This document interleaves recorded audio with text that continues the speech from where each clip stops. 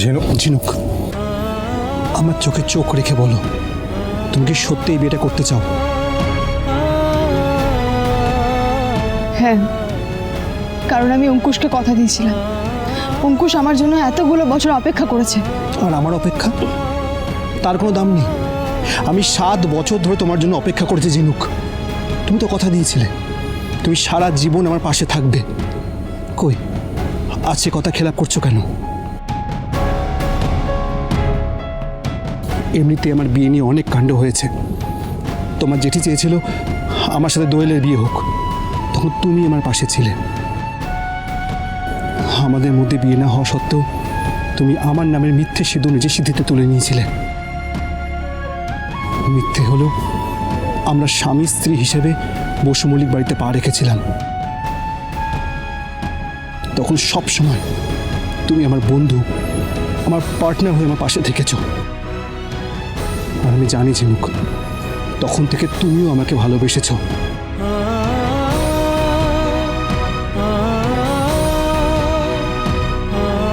ঝিনুক, আমি জানি আমি অপদার্থ। আমি দাদা ভাইয়ের ছায়াতেই বাঁচি। আমার কোনো গুণ নেই। আমি লাইফে তেমন কোনো কাজ করতে পারিনি, কিন্তু ঝিনুক বিশ্বাস করো, একটা কাজ আমি মন দিয়ে পুরো অনেস্টির সাথে করেছি। তোমাকে ভালোবেসেছি।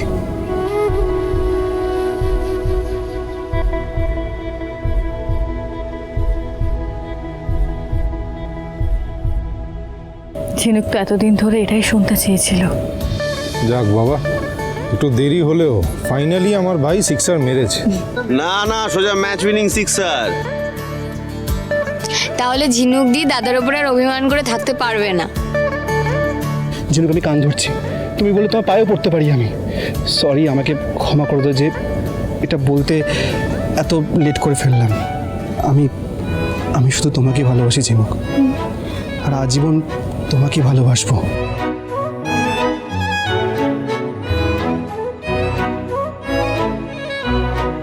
আমি জানি ঝিনুক, আমি কোনো দিক থেকে তোমার যোগ্য নই, তাও বুকে সাহস নিয়ে একটা কথা বলতে চাই।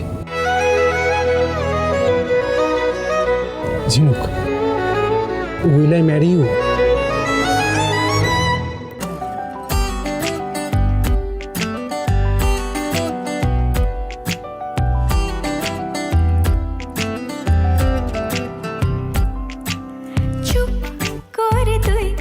কেন ছিলে শুধুই মনে বেঁধে রেখে চুপ কথা?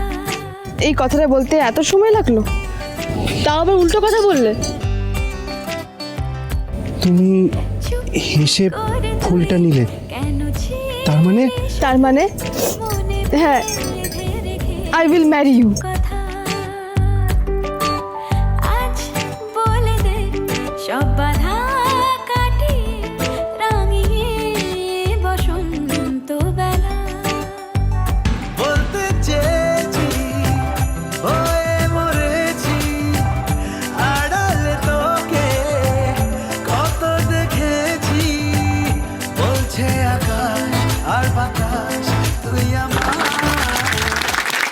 কি মজা কাকা, এই লাভ স্টোরি হ্যাপি এন্ডিং হয়েছে। আসুন ঠাকুর মশাই, আসুন আসুন আসুন আসুন। বলছি বর কনে তো রেডি হয়ে গেছে, এবার শুধু বিয়ের আয়োজনটা শুরু করে দিন আপনি। সব আয়োজন করাই আছে, আমি শুধু মালাটা নিয়ে আসবো। যান যান। দেখ বাবা, এই যে মিয়া বিবি যে এই যে হাসি মুখে বিয়েতে বসছে, তাতে আমার একটা ভয় কমলো। কি? মাথায় কিডন্যাপিং এর চার্জ লাগবে। তেতে দিকে এসো, এটা কি করে পসিবল? ওদিকে অঙ্কুশ তো। আরে বাবা সুধা, এই বিয়েটা হয়ে যাক না, তারপর আমি পার্সোনালি যাবো আর গিয়ে সরি বলে দেবো। আরও বুঝবে, সিচুয়েশনটা বুঝবে, খুব ভালো ছেলে। হ্যাঁ,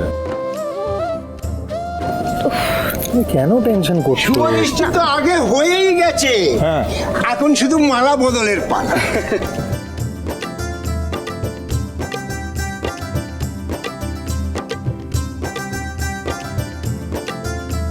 দাঁড়াও।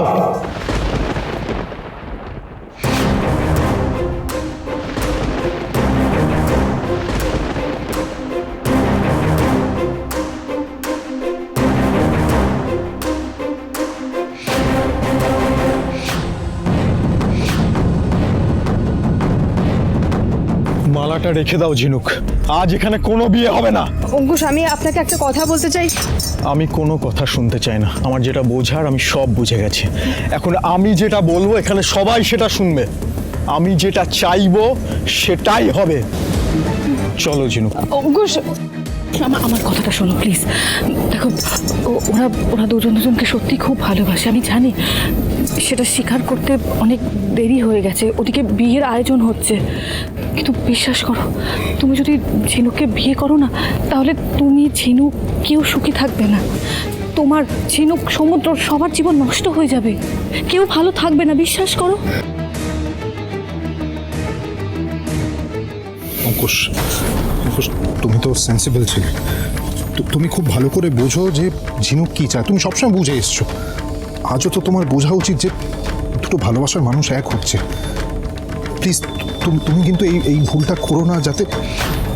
ঝিনুককে আমিও ভালোবেসেছি মিস্টার বসু মল্লিক, এতদিন ধরে ওর জন্য ওয়েট করেছি, কিন্তু আর নয়, আর আমি ঝিনুককে আমাকে এভাবে ঠকাতে দেব না। ওকে আজকে আমার সাথে মণ্ডপে ফিরতেই হবে। আমরা তো ভেবেছিলাম যে আমাদের মাথার উপর একজন গুরুজন আছেন, উনি বসু মল্লিক বাড়ির কানুনবালা দেবী। ভেবেছিলাম কানুনবালা বসু মল্লিক যখন কথা দিয়েছেন তখন এই বিয়ে হবে। মা, এই বসু মল্লিকরা না আমাদের বিয়েতে আনন্দে সামিল হতে আসেনি, ওরা এসেছে এই বিয়েতে যাতে কিভাবে ভাঙচি দেওয়া যায় তার জন্য। আর এরকমটা যে হবে মা, আমরা সেটা দুঃস্বপ্নেও কল্পনা করতে পারিনি। এই আপনার কথার দাম মাসিমা? কত বড় বড় প্রতিশ্রুতি দিয়েছিলেন আপনি বলুন তো। আপনি বলেছিলেন যে আমাদের মেয়ে যদি এই কেসটা লড়ে তাহলে আপনি দাঁড়িয়ে থেকে আমাদের মেয়ের বিয়ে দেবেন। এখন আপনাদের বাড়ির ছেলের জন্য আমাদের তো নাক কাটা যাচ্ছে। আর বলো না মা, আজকে যদি ঝিনুক না ফেরে তাহলে কিন্তু আমরা কাল থেকে পাড়ায় আর মুখ দেখাতে পারবো না, নাক কাটা যাবে পুরো। আজকে যদি কোনো বিপদ হয় সেটা তো তোমার আর জেঠির জন্যই হয়েছে, তাই না?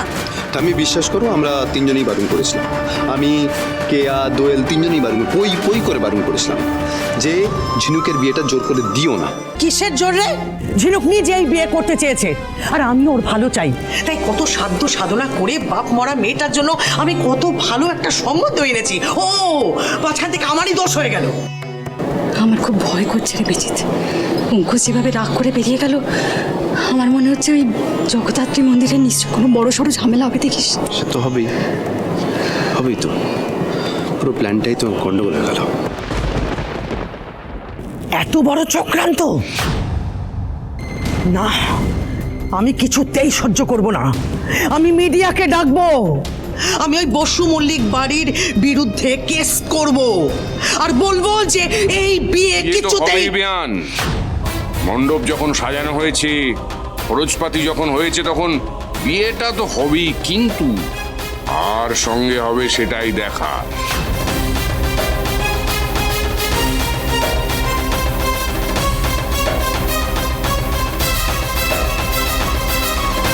অঙ্কুশ, আমার মনে হয় একবার ঝিনুককেও জিজ্ঞেস করা উচিত ও কি চাইছে। আমি ঝিনুকের কোনো কথা শুনতে চাই না। একবার যখন আমি বলেছি যে ওকে মণ্ডপে ফিরতে হবে, ওকে মণ্ডপে ফিরতে হবে, এই মণ্ডপে বিয়ে হবে না। অঙ্কুশ, আপনি আজ অবধি আমার সমস্ত কথা রেখেছেন, আর শেষবারের মতো প্লিজ আমার কথাটা রাখুন। আমাকে এই বিয়েটা করতে জোর করবেন না প্লিজ। জোর তো করা হচ্ছে না, তুমি তো স্বেচ্ছায় এই বিয়েটা করতে চেয়েছিলে, তাই আজকে অ্যাট এনি কস্ট এই বিয়েটা এখানে হবেই।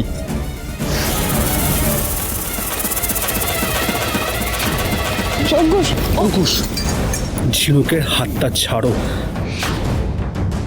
ঝিনুক আমার সাথে যাবে, তুমি রাস্তা ছাড়ো। বারবার বলছি হাতটা ছাড়ো। তুমি রাস্তা ছাড়ো বলছো না তো। সমুদ্র, কি করছিসটা কি? How dare you! তোমাকে কে আদেশ